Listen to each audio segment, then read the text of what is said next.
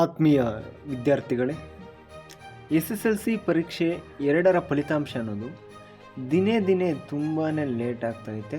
ಇದಕ್ಕೆ ನಾನಾ ವಿಧವಾದಂತಹ ಕಾರಣಗಳಿದ್ದಾವೆ. ಅದರಲ್ಲಿ ಗ್ರೇಸ್ ಮಾರ್ಕ್ಸು ಸಹ ಒಂದು.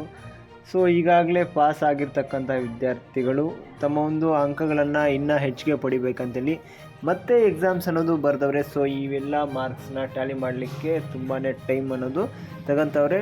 ಇದೇ ತಿಂಗಳ 1ನೇ ತಾರೀಕಿನಿಂದ ಹಿಡಿದು ರಿಸಲ್ಟ್ಸು ಇವತ್ತು ನಾಳೆ ಅನೌನ್ಸ್ ಆಗ್ತವೆ ಅಂತೇಳಿ ತುಂಬ ವಿದ್ಯಾರ್ಥಿಗಳು ಅದ್ರ ಬಗ್ಗೆ ಆಸಕ್ತಿ ತೋರಿದ್ದೀರಾ ಅಂತ ನಾನು ಭಾವಿಸ್ತಿದ್ದೀನಿ.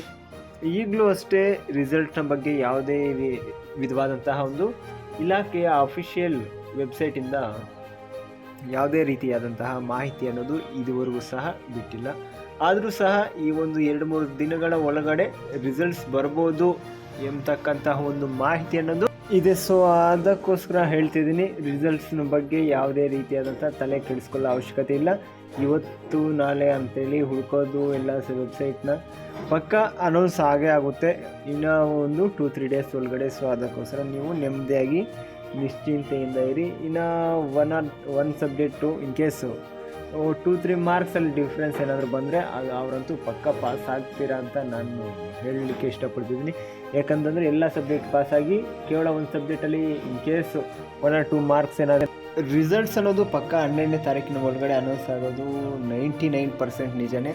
ಇನ್ನು ಪಕ್ಕ ಇನ್ಫಾರ್ಮೇಷನ್ ಏನಾದರೂ ನಿಮಗೆ ಬೇಕು ಅಂತ ಅನಿಸಿದರೆ KCEBಯ ಹೆಲ್ಪ್ಲೈನ್ ನಂಬರ್ ಅನ್ನೋದೈತೆ. ಸೊ ಅದಕ್ಕೆ ಕಾಲ್ ಮಾಡಿ ನಿಮಗೆ ಪಕ್ಕ ಮಾಹಿತಿ ಅನ್ನೋದು ತಿಳ್ಕೊಬೋದು. ಅವರು ಸಹ ಇಷ್ಟ ಹೇಳೋದು ನೆಕ್ಸ್ಟ್ ವೀಕ್ ಅಂತೇಳಿ. ಸೊ ಅದಕ್ಕೆ ಹೇಳ್ತಿದ್ದೀನಿ, 12ನೇ ತಾರೀಕಿನ ಒಳಗಡೆ ರಿಸಲ್ಟ್ಸ್ ಅನ್ನೋದು ಬಂದೇ ಬರುವಂಥ ಸಾಧ್ಯತೆಗಳು ಬಹುತೇಕವಾಗಿದ್ದಾವೆ.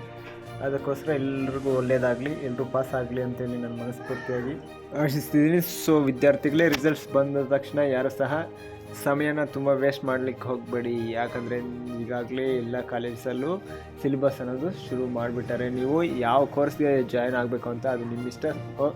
ನೀವು ಯಾವ ಕೋರ್ಸ್ ಜಾಯ್ನ್ ಆಗಬೇಕಂತ ಅನ್ಕೊಂತೀರ ಆ ಕೋರ್ಸ್ಗೆ ಆದಷ್ಟು ಬೇಗ ಜಾಯ್ನ್ ಆಗಿ. ಇನ್ ಕೇಸ್ PUC ಮಾಡಬೇಕಂತಂದರೆ ಆರ್ಟ್ಸು, ಸೈನ್ಸು, ಕಾಮರ್ಸ್ ಆಗಿರ್ಬೋದು. ಇನ್ ಕೇಸ್ ನೀವೇನಾದರೂ ITI ಮಾಡಬೇಕು ಅಥವಾ ಪ್ಯಾರಾಮೆಡಿಕಲ್ ಮಾಡಬೇಕು, ಡಿಪ್ಲೊಮಾ ಮಾಡಬೇಕು, ಅದು ನಿಮ್ಮಿಷ್ಟ. ಯಾವುದೇ ಕೋರ್ಸ್ ಆಗಲಿ ಫಸ್ಟ್ ಜಾಯ್ನ್ ಆಗಿ. ಸೊ ಯಾರೂ ಸಹ ಇಲ್ಲಿಗೆ ನಿಮ್ಮ ಒಂದು ಎಜುಕೇಷನ್ ಅನ್ನೋದು ಇನ್ಕಂಪ್ಲೀಟ್ ಮಾಡ್ಕೊಂಡು ಇಲ್ಲೇ ಸ್ಟಾಪ್ ಆಗಲಿಕ್ಕೆ ಹೋಗಬೇಡಿ. ಯಾರ ಫ್ಯೂಚರ್ ಹೆಂಗೈತೋ ಮುಂದೆ ಇರ್ತದೆ. ಸೊ ಅದಕ್ಕೋಸ್ಕರ ಹೇಳ್ತಿದ್ದೀನಿ, ಎಲ್ಲರೂ ಸಹ ಮುಂದಿನ ಒಂದು ಎಜುಕೇಷನ್ ಅನ್ನೋದು ಬಹಳ ಮುಖ್ಯ. ಈ ಒಂದು ವಿಡಿಯೋ ನಿಮಗೆ ಇಷ್ಟವಾದರೆ ಲೈಕ್ ಮಾಡಿ, ಶೇರ್ ಮಾಡಿ, ಹಾಗೂ ತಪ್ಪದೆ ಸಬ್ಸ್ಕ್ರೈಬ್ ಮಾಡಿ ಅಂತ ಹೇಳ್ತಾ ಧನ್ಯವಾದಗಳು. ನಿಮ್ಮೆಲ್ರಿಗೂ ರಿಸಲ್ಟ್ಸಲ್ಲಿ ಒಂದು ಉತ್ತಮ ಫಲಿತಾಂಶ ಬರಲಿ ಅಂತ ಹೇಳ್ತಾ all the best. Once more best, better luck.